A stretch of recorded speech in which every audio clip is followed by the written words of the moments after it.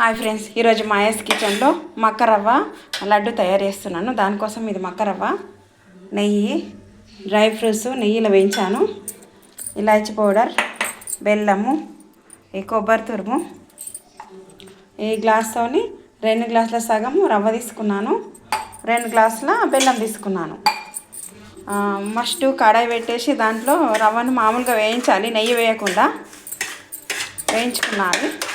చల్లగైన తర్వాత మిక్సీ పట్టుకోవాలి. ఇప్పుడు బెల్లం పొయ్యి మీద పెట్టేసి ఇప్పుడు తీసుకున్న గ్లాస్తో 1/2 గ్లాసు వాటర్ పోసుకుందాము. దీన్ని కరగబెడతాము. ఆనకం కొద్దిగా లైట్గా ఆనకం రావాలి, చూపిస్తాను నేను. ఇది మిక్సీ పట్టేసుకున్నాను, చల్లారింది. ఇప్పుడు పొయ్యి మీద పెనం పెట్టేసి నెయ్యి పోసుకోవాలి. నెయ్యి వేడేయంగానే ఇది రవ్వ పోసేసుకోవాలి.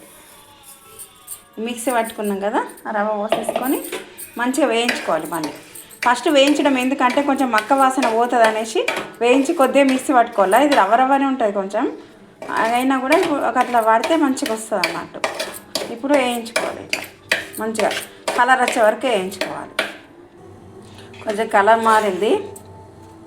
ఇప్పుడు కొబ్బరి గీకినాం కదా, అది వేసుకుందాము. ఇది ఎండు కొబ్బరి, పచ్చి కొబ్బరి ఏం కాదు. దీంట్లో కూడా కొన్ని కొబ్బరి ముక్కలు ఫ్రై చేశాను. ఇట్లా వేయించుకోవాలి, కొంచెం ఇంకా కలర్ రావాలి, ఏర్పడుతుంది మనకు. ఇట్లా ఆనకము తయారవుతుంది. ఇప్పుడు 1 టేబుల్ స్పూన్ అంతా ఇలాచి వేసుకోవాలి.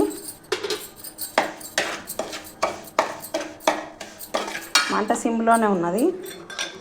డ్రై ఫ్రూట్స్ కూడా వేసేయాలి. ఇలా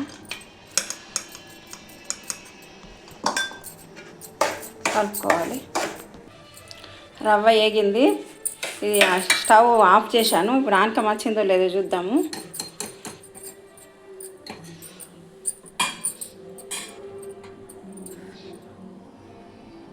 ఇది కొంచెం ఇట్లా అవుతుంది కదా.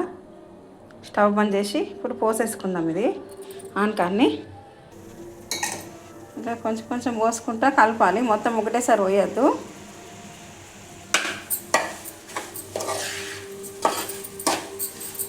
స్టవ్ ఆఫ్లోనే ఉన్నది.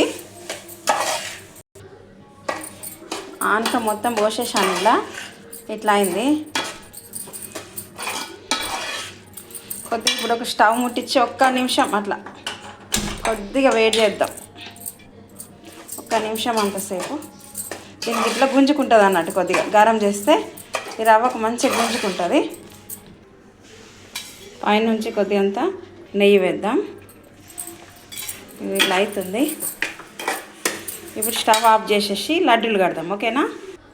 స్టవ్ బంద్ చేసిన తర్వాత 1 నిమిషం ఇట్లా మూత పెడదాము. 2 నిమిషాల తర్వాత తీసి లడ్డు కడదాం, ఓకేనా. లడ్డూలు చేతికి పదన పెట్టుకున్నాను. పదన పెట్టుకొని లడ్డూలు కడదాం.